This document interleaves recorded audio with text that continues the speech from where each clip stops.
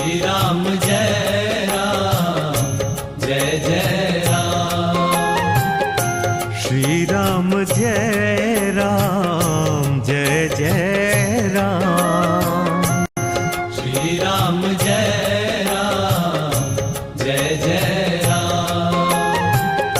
श्री राम जय राम जय जय।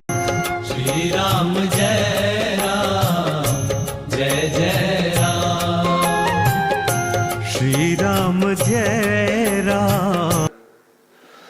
कल क्या होगा उसके विषय में चिंता, तो इसलिए इस विषय को जरा, हम तो हमेशा एक बात कहा करते हैं इस विषय में, जप करना स्वयं करे जप, और ब्राह्मणों की सेवा करने के लिए उनको सीधे दान दक्षिणा जो बने वो दे दो। और किसी से कराने में जरा हाँ वो नहीं बैठ सकते, कभी नहीं बैठ सकते। और अगर उतनी शक्ति सामर्थ्य है तब बैठ के कर ही लेंगे ना। उसमें हम उसका अहित करने में कारण बनते हैं। जैसे आप ताला लगा के जाते हैं तो चोर को सोचना पड़ता है, और अगर आप ताला नहीं लगाते हैं तो चोर के लिए रास्ता खुला होता है चोरी करने का। इसी प्रकार से चोरी करने में अगर हम सहायक बनते हैं, अपनी तरफ से पूरा पुरुषार्थ करना चाहिए जिससे चोरी ना हो। इसी प्रकार से जप इत्यादि में कोई ऐसा ना करे तो उसके लिए दूसरा कोई उपाय समझ में नहीं आता। जप स्वयं करे, और उनको तो महाराज को जो कुछ भी दे के अच्छा है। और येन केन बिंदी ने दान करे कल्याण, तो दान से तो कल्याण होगा ही, परंतु दान के पीछे हम उनसे जप करा के और उसने जप किया नहीं तो हम भी अपराधी बने, वो भी अपराधी हुआ, दोनों ही अपराधी होंगे, तो दोनों अच्छा नहीं।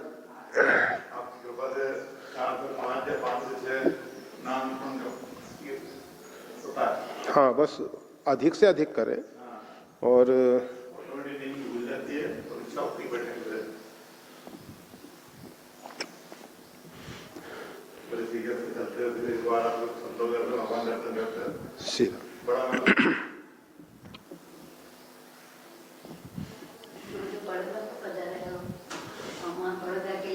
श्रेष्ठ तत्त देवेतर रोजना, जैसा जैसा श्रेष्ठ आचरण कर जाते हैं वैसा इतर लोग भी उसका अनुसरण करते हैं।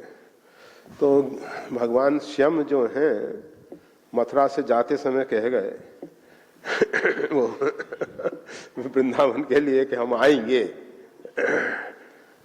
फिर कब पहुंचे नहीं पहुंचे वो जाने। तो हमें भी उनके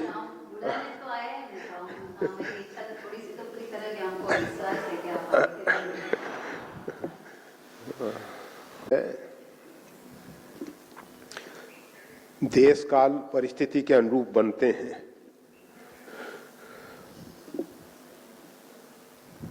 सीधा सा एक नियम है कि सत्य के समान कोई पुण्य नहीं है, सत्य के समान कोई तप नहीं है, सत्य के समान कोई धर्म नहीं है। फिर भी देखा जाता है बहुत सी जगह सत्य जो है अधर्म का पोषक बन जाता है, बहुत सी जगह सत्य जो है हिंसा में कारण बन जाता है। तो उदाहरण मिलते हैं, एक गाय का हत्यारा गाय के लिए पकड़ने जा रहा है। हमने देखा है गाय को, सामने से गई है, झाड़ी में छिप गई है, वो हमसे पूछता है कि गाय किधर गई है। हम अगर सत्य बताते हैं तो वो जाके उसको मार देगा। तो ऐसा सत्य किस जो गाय की हत्या करा दे। तो इस प्रकार से नीति धर्म मर्यादा कहती है सत्य भाषण करना चाहिए, परंतु सत्य हितकारी हो, सत्य जो है प्रिय हो, तभी वो सत्य सत्य है और उसका परिणाम सत्य आना चाहिए। महाभारत में एक उपाख्यान, जिस समय कर्ण के साथ महाराज युधिष्ठिर का युद्ध हो रहा था, तो कर्ण ने महाराज युधिष्ठिर को बहुत अधिक घायल कर दिया बाणों से, और उसके बाद कहा कि जाओ, मैं तुमको अभी जीवित छोड़ देता हूं, चले जाओ, परंतु आज के बाद किसी वीर के सामने लड़ने का साहस मत करना। और बहुत बहुत ऐसी बातें की। इसी बल पे तुम युद्ध में आए थे, इसी बल पे तुम अपना राज चाहते हो, आदि आदि बहुत कुछ कहा, बहुत कुछ कहा। मतलब पहले तो बाणों से पीड़ित किया, फिर बाघ बाणों से, बानी के द्वारा बाणों का प्रहार किया, तो बहुत ज्यादा वो घायल हो गए। मूर्छित अवस्था थी, तो सारथी जो है उनको लेके कर्ण ने माता कुंती को वचन दिया था कि अर्जुन के अतिरिक्त 4 भाइयों को मैं नहीं मारूंगा। अर्जुन और मेरा युद्ध होगा, उसमें या तो वो मरेगा या मैं मरूंगा, तुम्हारे 5 के 5 रहेंगे। तो इसलिए युधिष्ठिर को उन्होंने जीवित छोड़ दिया था। और युधिष्ठिर अपने आप में बहुत दुखी थे। सारथी उनको ले आया। जब अर्जुन को ये बात मालूम पड़ी कि युधिष्ठिर इस प्रकार से घायल होकर शिविर में चले गए हैं, सारथी ले गया है, तो भगवान श्री कृष्ण से अर्जुन ने कहा कि आप मेरे रथ को महाराज के शिविर की तरफ ले चलें। युधिष्ठिर ने देखा कि अर्जुन आया, तो कहा, अर्जुन तुम कर्ण को मार के आए। उनको एक अपेक्षा थी कि अर्जुन मेरा बदला लेगा, अर्थात कर्ण का वध करेगा, और उसने जो मेरे को बागबानों से पीड़ित किया है उसका उसको परिणाम मिलेगा। इसके बाद अर्जुन ने कहा कि नहीं, अभी तो मैंने सुना कि आप ऐसे ऐसे घायल हो गए हैं, इसलिए मैं यहां आ गया हूं। तो युधिष्ठिर ने कहा, अर्जुन तेरे को धिक्कार है, तेरे गांडीव को धिक्कार है, ये गांडीव किसी दूसरे को दे दे। अब वो बहुत दुखी थे, तो इस प्रकार के उद्गार उनके अंदर से निकले। अर्जुन ने तलवार निकाल ली। भगवान श्री कृष्ण ने पूछा, अर्जुन तुम ये कर क्या रहे हो? कहा कि मैंने प्रतिज्ञा कर रखी है, कोई व्यक्ति गांडीव को धिक्कारेगा, कोई व्यक्ति गांडीव को दूसरे को देने को कहेगा, मैं तत्काल उसका सिरोच्छेद कर दूंगा।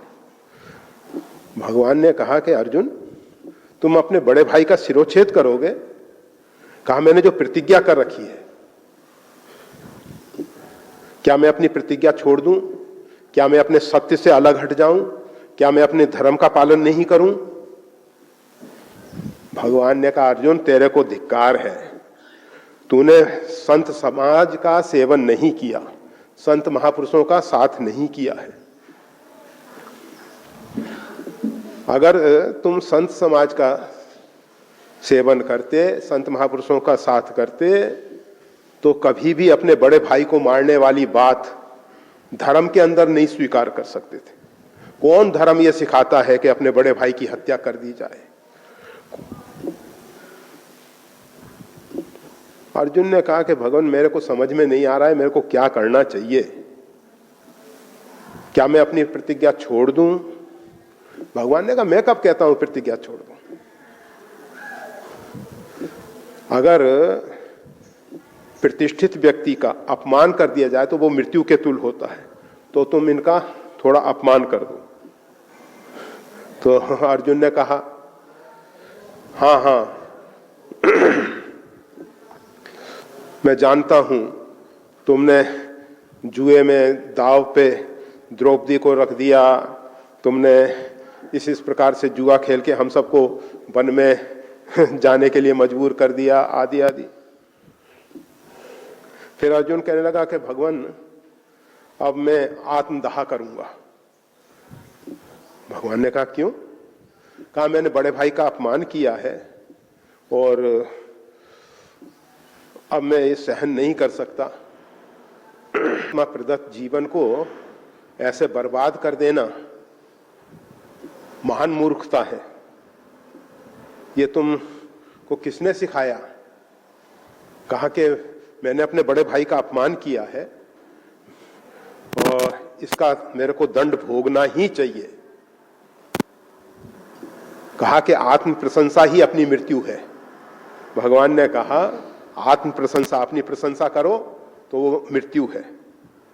अर्जुन ने अपनी प्रशंसा करनी शुरू कर दी कि मैंने इस प्रकार से भगवान शंकर के लिए तपस्या करके पाशुपतास्त्र इत्यादि प्राप्त किए, निवात कवचों पे इस प्रकार विजय पाई, आदि आदि। अब युधिष्ठिर खड़े हो गए। युधिष्ठिर खड़े हो गए, कहने लगे कि हाँ हाँ तुमने बहुत अच्छा किया भैया, और सब कुछ हमने ही गलत किया है, लो हम चले यहां से। भगवान ने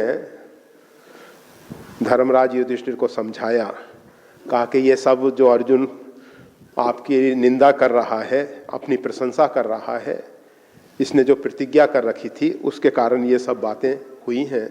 ना तो ये आपकी निंदा करना चाहता है, ना अपनी प्रशंसा करना चाहता है।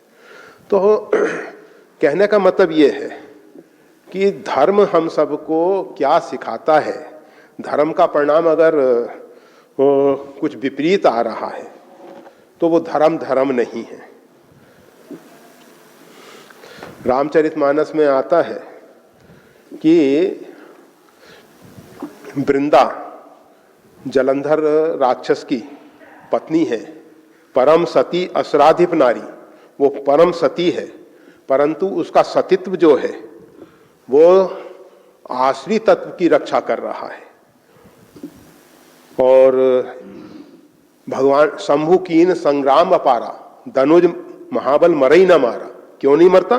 परम सती असराधिप नारी। तो कभी कभी ऊपर से दिखाई देने वाला धर्म जब अधर्म का पोषक हो जाता है, जिस प्रकार से भीष्म, द्रोण दुर्योधन के संरक्षक बन गए। दुर्योधन रूपी अधर्म जो है इनकी ओट में, इसलिए भगवान श्री कृष्ण को भीष्म को भी मरवाना पड़ा और द्रोण को भी मरवाना पड़ा। जबकि भीष्म भगवान के भक्त हैं, भगवान को उनको मारने से खुशी नहीं हुई, परंतु वो अधर्म की रक्षा कर रहे थे। इसी प्रकार गुरु द्रोणाचार्य। तो ये सब जो भी हैं, तो धर्म क्या है? खाली अमुक जगह ऐसा लिखा है कि ब्रह्मचारी को, सन्यासी को, या तीसरा कौन, बैरागी को उनको पैसा नहीं देना चाहिए। ये बात समझने की है। अगर ब्रह्मचारी और बैरागी, सन्यासी ये धन को संग्रह करेंगे, धन को रखेंगे, तो इनके मन में उससे विकार पैदा हो सकता है। और वो विकार जो है, हमारे पास धन है, अब हम सन्यासी को, ब्रह्मचारी को भिक्षा का अन्न सेवन करना चाहिए। उसको अपने धन से, धन के बल से होटल में जाके भोजन नहीं कर लेना चाहिए। उसको परमात्मा का आश्रय लेना चाहिए। उसको किसी व्यक्ति का आश्रय नहीं लेना चाहिए कि व्यक्ति हमारी पूर्ति करेगा। तो इस प्रकार से बचने के लिए, अब जैसे एक जगह एक महात्मा जी से चर्चा हो रही थी, तो कहा कि सन्यासी को अग्नि का त्याग क्यों? इसलिए कि वो अगर वो रसोई चेताएगा, चूल्हा चेताएगा, तो नाना प्रकार के स्वादिष्ट भोजन बनाएगा। इससे अच्छा है कि जो कुछ भिक्षा में मिल जाए उसको पाके जीवन निर्वाह करें। परंतु वर्तमान समय में क्या स्थिति है, जो भिक्षा में अन्न इत्यादि दिया जाता है, भोजन दिया जाता है, तो वो तिरस्कृत होता है, अपवित्र होता है। और पहले था कि अपने यहाँ सन्यासी महात्मा अतिथि रूप में कोई आएगा तो उसके लिए पवित्रता पूर्वक भोजन में से अतिथि का भाग पहले निकाला जाता था। अतिथि नारायण है, उसका भाग अलग निकाल देते, जैसे पहला गौग्रास, फिर अतिथि का भाग, तो वो निकाल के दिया जाता था। तो अतिथि जब जाए तो वो भिक्षा में शुद्ध सात्विक अन्न पाए। परंतु जब तिरस्कृत, अपमानित और तामसी पदार्थ भिक्षा में मिले तो संतों ने उसमें परिवर्तन किया, कहा नहीं, ऐसा अन्न नहीं लेना चाहिए। हमको चाहिए कि हम भगवान के लिए शुद्ध सात्विक अन्न, अच्छे ढंग से पवित्र विचारों से भर के भगवान के लिए रसोई तैयार करें, भगवान को समर्पित करें और प्रसाद रूप में ग्रहण करें। तो इस प्रकार से देश काल परिस्थितियां जब बदलती हैं तो उसके हिसाब से नियम भी बदलते हैं। आज पहले का जीवन क्या था कि वनों में साधु सन्यासी रह सकते थे। आज वनों में एक कुटी बनाना आप चाहेंगे तो फॉरेस्ट वाले आपको रहने नहीं देंगे। अभी थोड़े दिन पहले की घटना है, एक साधु ने गंगा के किनारे ऋषिकेश आश्रम के सामने एक पत्थर में गुफा खोदने की कोशिश की, काफी प्रयास किया, कुछ दिनों तक थोड़ी सी गुफा बनाई और उसमें थोड़ी सी ईंटों से दीवार से लगा के जिससे द्वार बंद हो सके ऐसा दरवाजा लगाया। फॉरेस्ट वालों को आपत्ति हो गई, नहीं रहने देना चाहते हैं। तो अभी थोड़े दिन पहले ये जो सूर्य षष्ठी थी, अर्थात कार्तिक शुक्ल षष्ठी, वो छठ माता का व्रत, उस दिन एक बच्ची ने जन्म लिया, उसके 3 सिर थे। तो भीड़ हो गई बहुत कि छठ माता आ गई, छठ माता आ गई। वही ऋषिकेश की बात, अभी की बात है, इसी साल की बात है। सब दर्शन के लिए उसके आने लगे, बहुत भीड़ हुई, पुलिस वाले भी आ गए सब। बाद में छठ माता अदृश्य हो गई, मतलब मर गई वो ज्यादा जी नहीं। तो उसका गंगा के उस पार जाके मंदिर बना दिया। अब वहां दीपक वगैरह लगाने लग गए। फॉरेस्ट वालों को आपत्ति हुई, उन्होंने उसको तोड़ दिया। मतलब आज जंगल की स्थिति यह है कि आप जंगल में रह नहीं सकते। हाँ, मुसलमान जो गुर्जर हैं उनके लिए छूट है, परंतु साधु सन्यासी ब्रह्मचारी इनके लिए छूट नहीं है। पहले क्या होता था कि वन में कंदमूल फल जो हैं बहुतायत मिल जाते थे। हम अभी जानते हैं, चित्रकूट में एक महात्मा जी को कुछ समय पहले हम वहाँ गए थे, तो वो नित्य प्रति कंद के लिए जंगल में जाते थे। सुबह से शाम तक में उदर पोषण के लायक कंद ला पाते थे, क्योंकि सब कंदमूल लोगों ने खोद डाले, जंगल वैसे रहे नहीं, वर्षा वैसी होती नहीं। फिर ऐसी परिस्थितियों में अगर जीवन निर्वाह करने के लिए पंच महाभूत का जो शरीर है उसके लिए आवश्यकताएं तो कुछ होती ही हैं।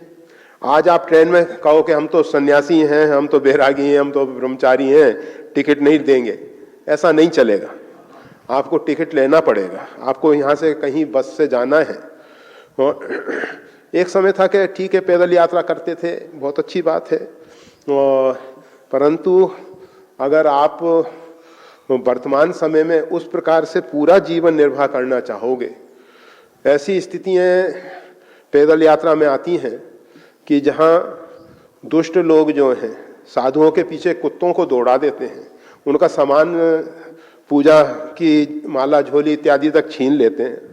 तो ऐसी जब स्थितियां बन रही हैं, ऐसे में साधु सन्यासियों के लिए हाँ, हम ये जरूर कहेंगे उनको संग्रह नहीं करना चाहिए और जो उसके उपार्जन के लिए प्रयास नहीं करना चाहिए।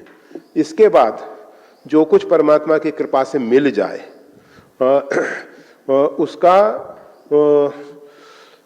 जहां तक हो सके सदुपयोग कर देना चाहिए।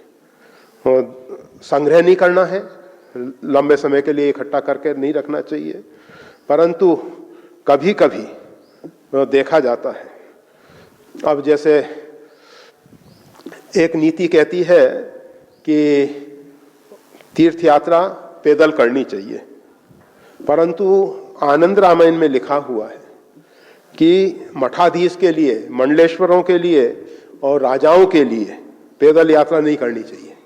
क्योंकि अगर राजा पैदल यात्रा में गया, 2-4 साल यात्रा में लग जाएंगे उसको, तो राजकाज की क्या स्थिति होगी। इसी प्रकार से मठाधीश, मंडलेश्वर, अब वो अगर चले गए पैदल तीर्थ यात्रा में तो फिर तो इसलिए उनके लिए वाहन के लिए सुविधा दी गई है। तो इस प्रकार से शास्त्रों ने अब व्यवस्था दी है। आश्रम पहले तो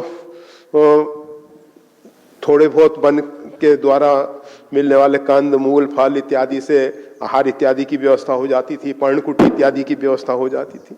आज क्या होता है कि भूमि इतनी कम हो गई है। अब जैसे हमारे ऋषिकेश आश्रम की हम बात कहें, 200-300 महात्मा रहते हैं। 200-300 महात्माओं को रहने के लिए अगर पर्णकुटी बनाए तो हमको कम से कम 2-5 एकड़ जमीन चाहिए, तब जाके वो इतने महात्माओं को रहने के लिए कुटी हम बना सकेंगे। और एक कुटी बनाने में आज 25-30 हजार रुपये खर्च आता है, जो एक वर्षा के बाद वो घास सड़ जाता है। तो हर साल इतना खर्चे चाहिए उसके लिए। तो वर्तमान परिस्थितियां कहती हैं नहीं, आरसीसी का ही मकान बनाओ, बहुमंजिल इमारत तैयार करो। मतलब देशकाल परिस्थितियां मजबूर करती हैं, नहीं वो स्थिति है। तो इस प्रकार से अगर हम वो कहें कि अमुक ग्रंथ में ये लिखा है, अमुक शास्त्र में ये लिखा है, ठीक लिखा है। भगवान वेद व्यास जी जमुना जी की, गंगा जी की महिमा बहुत गाए हैं, हम भी गाते हैं। परंतु दिल्ली में जाके कोई जमुना स्नान करे, दिल्ली में जाके कोई जमुना जल पान करे तो जल्दी भगवान के धाम पहुंच जाएगा। जमुना जी का जल तो पूरा ऊपर देहरादून के पास एक डैम है, उसमें रोक लिया गया। फिर थोड़ा बहुत बचा हुआ जल जो दिल्ली तक पहुंचता है, वो दिल्ली में ओखला एक डैम है, उसमें पूरा पानी रोक लिया जाता है।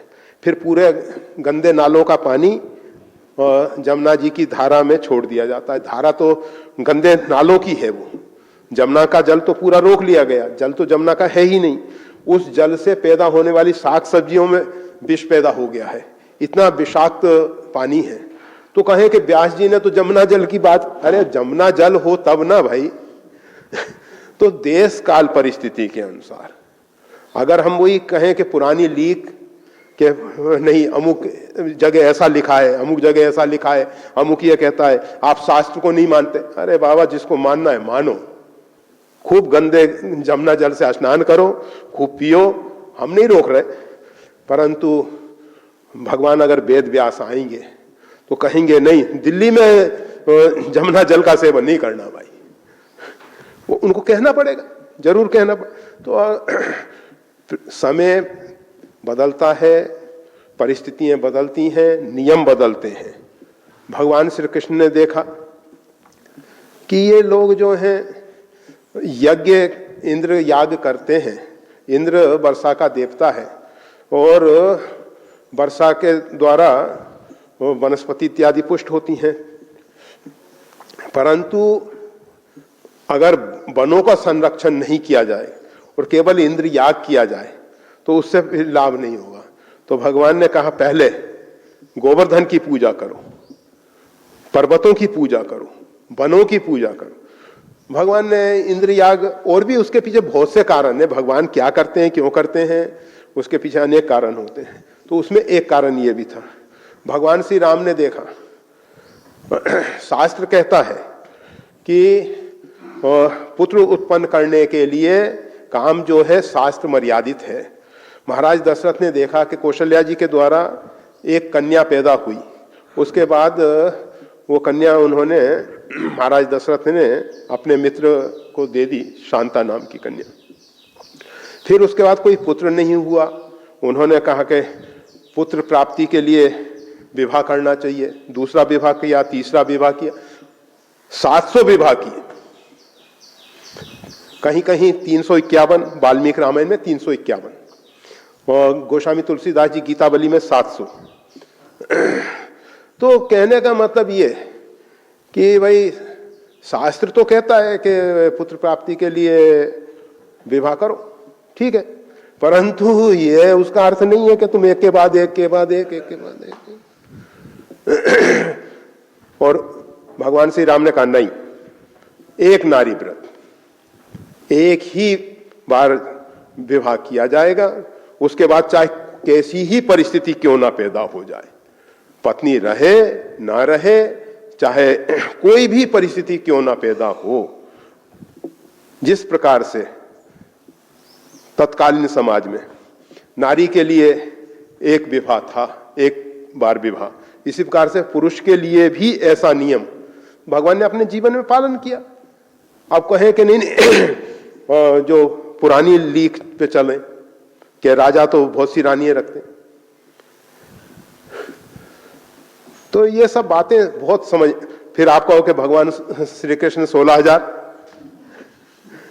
अरे भाई वो 16,000 का चक्कर जो है वो भी समझने जैसा है।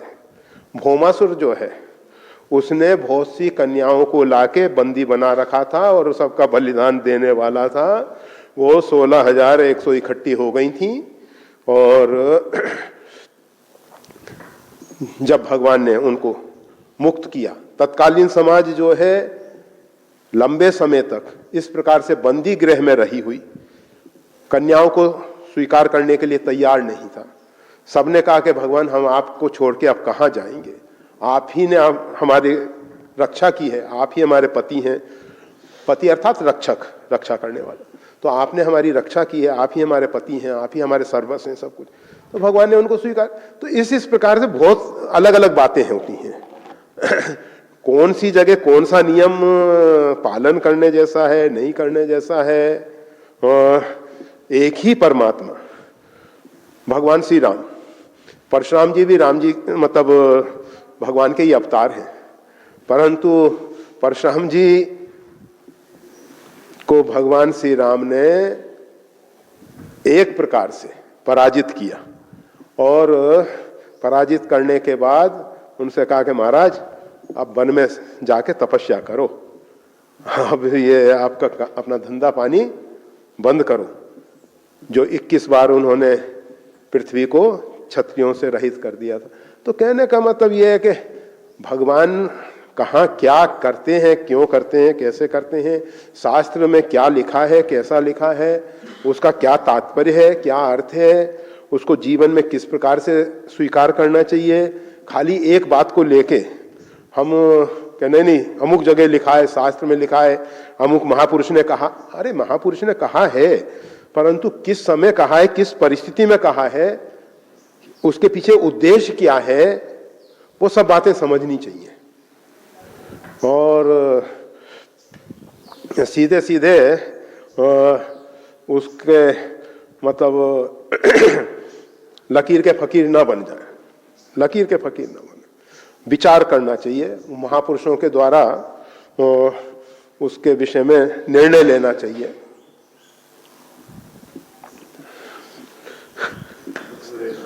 से मतलब एक ही बात है कि अब भगवान कहते हैं कि अब ये व्यापार धंधे रहने दो। ज्यादा सोच के परेशान नहीं होना चाहिए। और वैसे माता पिता का कर्तव्य है कि बच्चों को योग्य बनाएं और वो अपने ढंग से धनोपार्जन कर सकें, परंतु उसके बाद जन्म हेत सब कह पितु माता, कर्म शुभाशुभ देई विधाता। तो उनके भी कर्म हैं, उन्होंने जो पहले कर रखे हैं उस पर भी विचार करना चाहिए। प्रकृति का एक स्वभाव है कि कोई भी वस्तु का जब हम दुरुपयोग करते हैं तो प्रकृति उस वस्तु का अभाव हमारे जीवन में पैदा करती है। हम पानी का दुरुपयोग करेंगे तो प्रकृति हमारे जीवन में पानी का अभाव पैदा करेगी, तो हमको मालूम पड़ेगा कि पानी का क्या मूल्य है। अरब देशों में, खाड़ी देशों में हमको जन्म मिल जाएगा जहाँ पानी का मूल्य समझ में आएगा कि पानी क्या है। इसी प्रकार से कोई भी चीज का हम जब दुरुपयोग करते हैं और हम भोजन करते हैं, थोड़ा बर्बाद कर देते हैं, छोड़ देते हैं, फेंक देते हैं, तो एक दिन हमको भूखा रहना पड़ता है, तो हमको मालूम पड़ता है कि भोजन का क्या महत्व है। तो प्रकृति हर एक जगह जब किसी भी वस्तु का हम दुरुपयोग करने लग जाते हैं तो उसका अभाव हमारे जीवन में पैदा करती है। जब किसी व्यक्ति के जीवन में धनाभाव पैदा हो, धन का भाव पैदा हो, तो उसको समझ लेना चाहिए कि उसने उसका दुरुपयोग किया है और उसका दुरुपयोग करने से ही उसके जीवन में ये सब परिस्थितियां बनी हैं। इसलिए अब दृढ़तापूर्वक नियम ले कि हम उसका दुरुपयोग बिल्कुल नहीं करेंगे और शास्त्र मर्यादा नीति के अनुरूप ही उसका खर्च करेंगे। तो प्रकृति को लगेगा कि इसको बात समझ में आ गई है, अर्थात इसका दंड अब पूरा हो गया है, और फिर दंड पूरा हो जाने के बाद प्रकृति खुले रास्ते देगी, खुले रास्ते देगी। तो उसके लिए उपाय वही है। पर ये हर जगह हम सब ने देखा है, व्यक्ति ने संतान दी भगवान ने, उसका ढंग से लालन पालन पोषण, उसको शिक्षा दीक्षा सही नहीं दी, तो फिर उनको निसंतान रह जाना पड़ता है। संतान नहीं होते हैं, फिर परेशान होते हैं, कहते हैं पता नहीं हमारा कौन सा। अरे भाई, पूर्व जन्म में तुमने ऐसा कर्म किया है, तब प्रकृति ने ये परिस्थिति पैदा की है। तो प्रकृति जो है किसी के साथ अन्याय नहीं करती है। हम अपने कर्मों के अनुसार ही ये कर्म फल भोग रहे हैं। जो वर्तमान में हम कर्म फल भोग रहे हैं, ये हमारे किए हुए कर्मों का ही परिणाम है। तो इस विषय में उन बच्चों को भी समझना चाहिए, समझाना चाहिए कि भाई कुछ ना कुछ पूर्व में ऐसा कर्म हुआ है जिसके कारण ये सब व्यवधान उत्पन्न होते हैं, ये समस्याएं पैदा होती हैं। जितना लाभ मिलना चाहिए उतना लाभ नहीं मिलता है। बहुत सी जगह देखा जाता है कि परिश्रम पुरुषार्थ बहुत कम करना पड़ता है, लाभ बहुत ज्यादा मिल जाता है। क्यों मिल रहा है? क्योंकि प्रकृति को लगा कि इसने इसका सदुपयोग किया है, तो प्रकृति दे रही है। अब वर्तमान में अगर उसका सदुपयोग नहीं करेगा तो प्रकृति पुनः वो स्थिति बना देगी। तो इस प्रकार से ये सब पूरा कर्म प्रधान विश्व कर रखा, जो जस करई सो तस फल चाखा। कर्म की प्रधानता है, जैसा जैसा हमने पूर्व में कर्म किया है उसका वर्तमान में फल भोग रहे हैं। उसमें सुधारने के लिए रास्ते हैं, ऐसा नहीं है कि रास्ते नहीं हैं। उसको वही समझना चाहिए कि किस कारण से ऐसा हो रहा है और उस कारण को दूर करें। और दृढ़तापूर्वक प्रकृति को लगेगा कि हाँ अब ये समझ गया, अब इसको दंड की जरूरत नहीं है, तो वो दंड से मुक्त कर देगी।